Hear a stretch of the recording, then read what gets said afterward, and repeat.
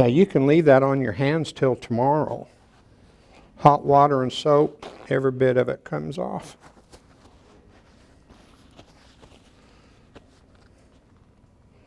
Should we try a vase?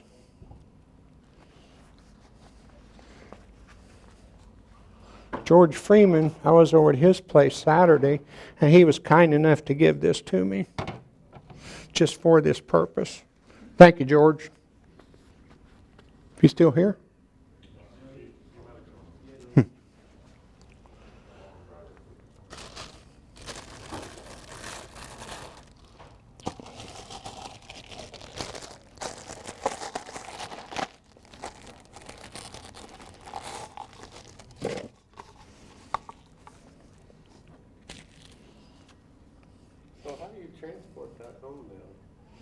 Carefully. Yeah, if you want to keep it without it getting messed up, you have to treat them very carefully. But I had one just like this, and I took the cup off of the tray, just picked that part up, and I had double sticky to kind of clean it down there, and I put double sticky tape on a clean tray.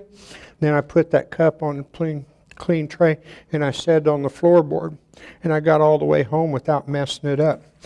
And that piece, when I did the demo at the Hunt County Club, that was the first one. Vanna White was scheduled to come and be my assistant. Well, 9:30 that morning, her agent, Steve Johnson, good friend of mine, he called me and said, Vanna is not going to be there. She is in the hospital with an emergency appendicitis. She can't make it. He said, but buddy, known you for a long time, I'm going to get you a good substitute. Maybe better. Didn't hear a thing from him till I got to the meeting. And I'm going in the building, and I got some people carrying my stuff, and I get a phone call from him. He said, Ron, you're not going to believe this. I've got you a substitute, and it's an upgrade. So Sharon Ayers came up and assisted me. And she did a dirty pour.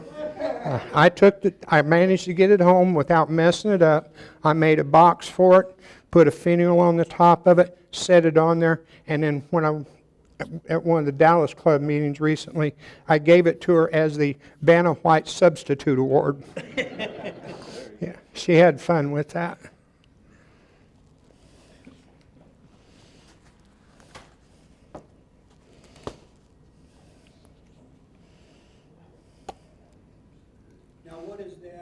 Vase. Is that just a turned object? Yes, It's just a piece, some wood that I don't want that sitting flat on the ground like that's elevated, because the paint's just going to stick it to whatever you set it on. So I use this just to elevate that. No, you could start with any color. It wouldn't make any difference. And actually, you could just use the Floetrol by itself. Clear acrylic, anything. The only purpose of this, what I'm doing right now, is just to have a wet surface. How come you don't brush it on versus just pouring it on? Brush it on? It's more fun to just pour it. And you get it on your hands. Then you get to walk in the house and get it on something in the house, and then the wife has something to holler about. You don't have that problem.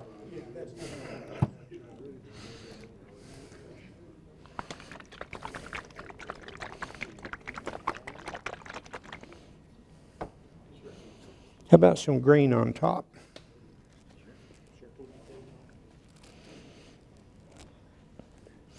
This is going to take more paint.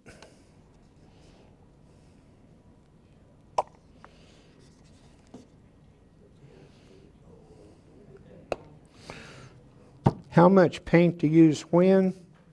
It's just a matter of doing some and then guessing.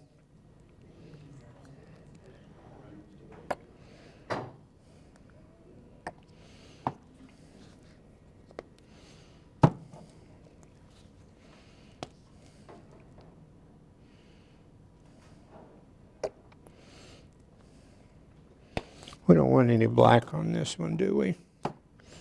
Say no. What color? We could put some orange in there maybe. Ron, when you do your mixtures, your 30-30-30, can you do it by weight, or do you have to do it by volume?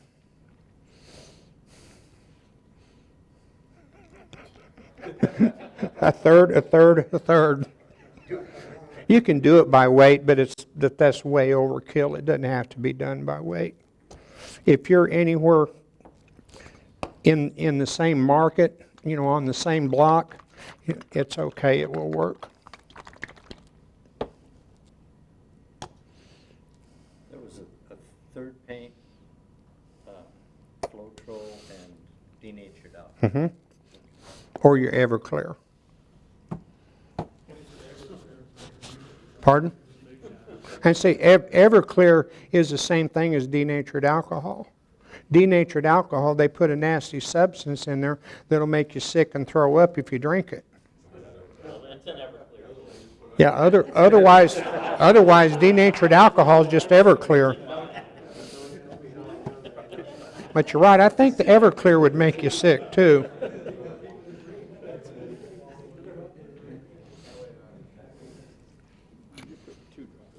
Yeah, I noticed that.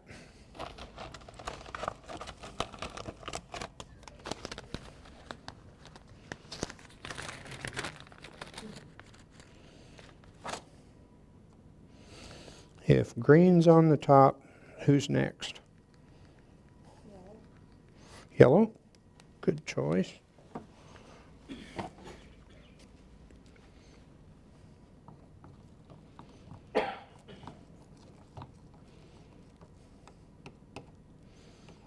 And then the blue. So we'll put the blue on the bottom.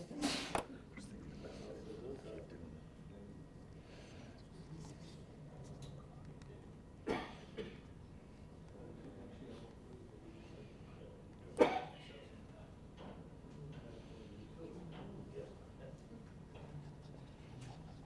you put red next instead of yellow. Did I mess up already? I do it all the time. It doesn't matter to me. I think Linda thinks you're treating her like your wife. Don't listen. Well, see, I went on a blind date in 1967 and haven't got rid of her yet. We celebrated our 50th wedding anniversary last month. All right. Ron, could you say that a little louder? I want to take that. Pardon? I want to take that. Oh, she knows.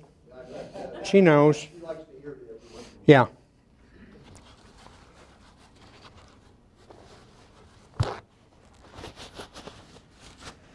You always pour that down the side of the cup. Mm-hmm. Yeah, if you pour it right down in the middle, it wants to kind of, you know, go down in there and kind of get mixed up a little bit. Sometimes it mixes anyway. So now the fun part is to pick that up and that on top of there. And that's hard to do when these things are wet. And you can't help but make a mess.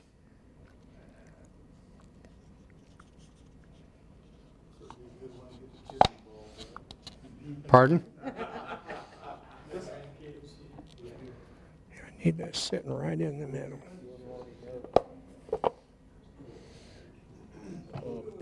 Oh.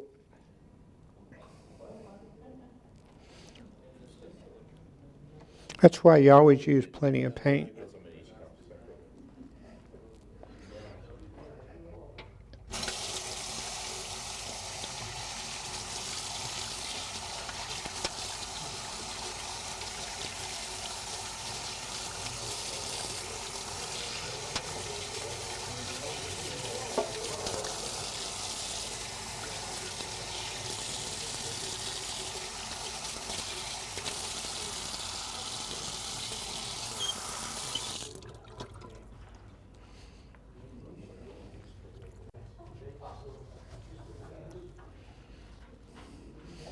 How's that doing?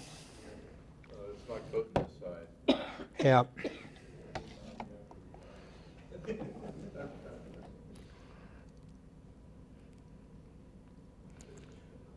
I'm not going to be able to get enough paint out of there, and that's just going to mix and make mud. That white looks kind of neat, actually. Yeah, and you could certainly leave the white. Yeah, you can leave it. What the heck? Janet would like it. I bet she would.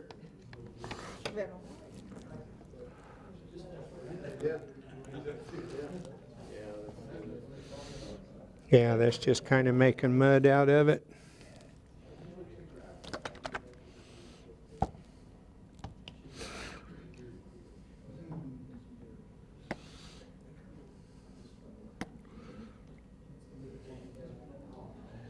Those spots where it's not covered. Got a bunch on this side.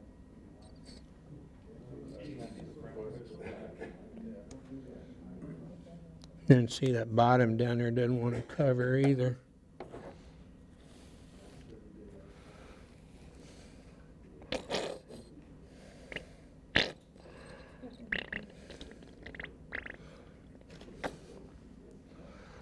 There.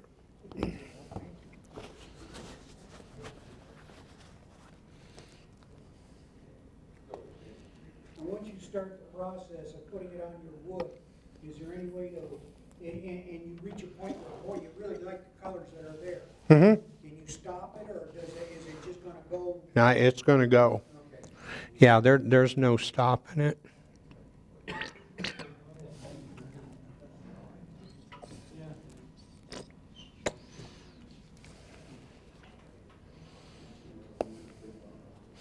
That's a little hard to do because of that convex with that OG down there. But it's getting covered now. And when you have too much color on one side, you can kind of tip these and kind of get the paint to flow that way. Have you tried putting metal flake in it? Have I tried what? Put metal flake in it? Mm-hmm. Yeah. Yeah, the metal flake I did not have good luck with.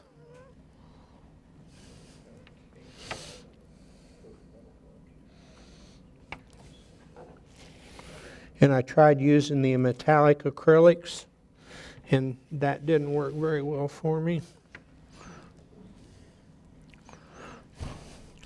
Those of you that are real artists, you can take what's settled on the bottom there and let that dry, and that'll peel off of that plate. So then you can lay it on a surface and you can cut templates out. You can use the templates to decorate with. I'm not really satisfied with that for my particular, but I think it kind of came out nice. I'll just turn it around this way.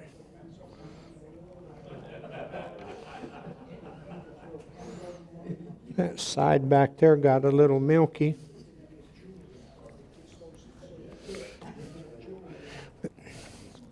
If I can get just one drop, maybe I can get a jellyfish.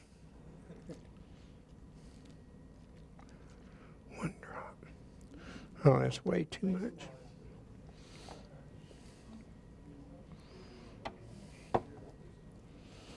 That paint right up there in the middle is just going to make a big pool. So it's best just to daub those off.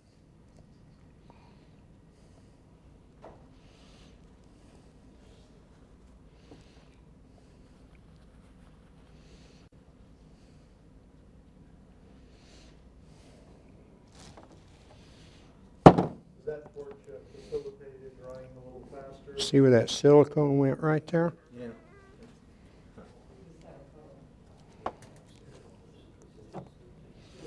Maybe I- Too much on there, the way Yeah. it looks. Yeah, I got too much.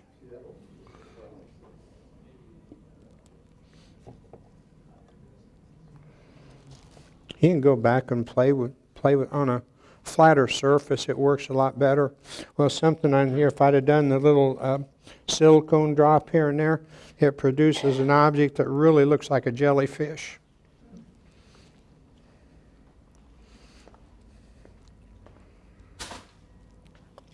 And there's one of these that went around, that one right there.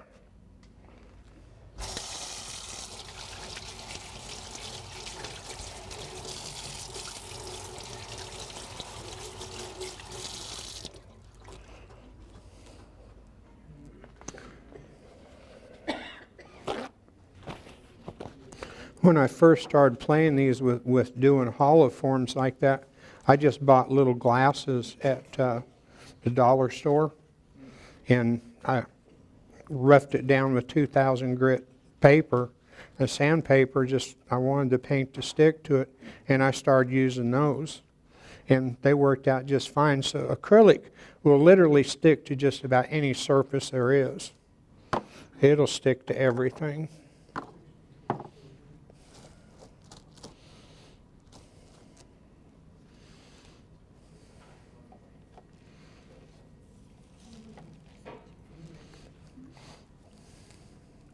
And see, it just, as that paint keeps settling down, it just keeps changing.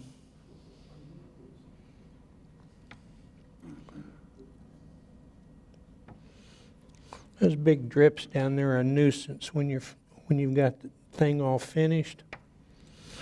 You got those big drips, and they're kind of hard to clean off. But you get them off when it's wet, and it works out fine.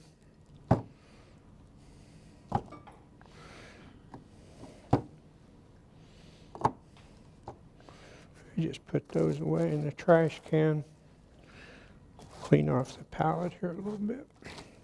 So that's the dirty pour. They're pretty simple to do. Sometimes they're a little bit cumbersome depending on the piece that you're pouring, especially when you wet the surface. They're hard to hang on to, so you have to be careful. I literally dumped. Oh, it was one of these cups. It was completely full. Half of it went onto the table, and half of that went onto the floor.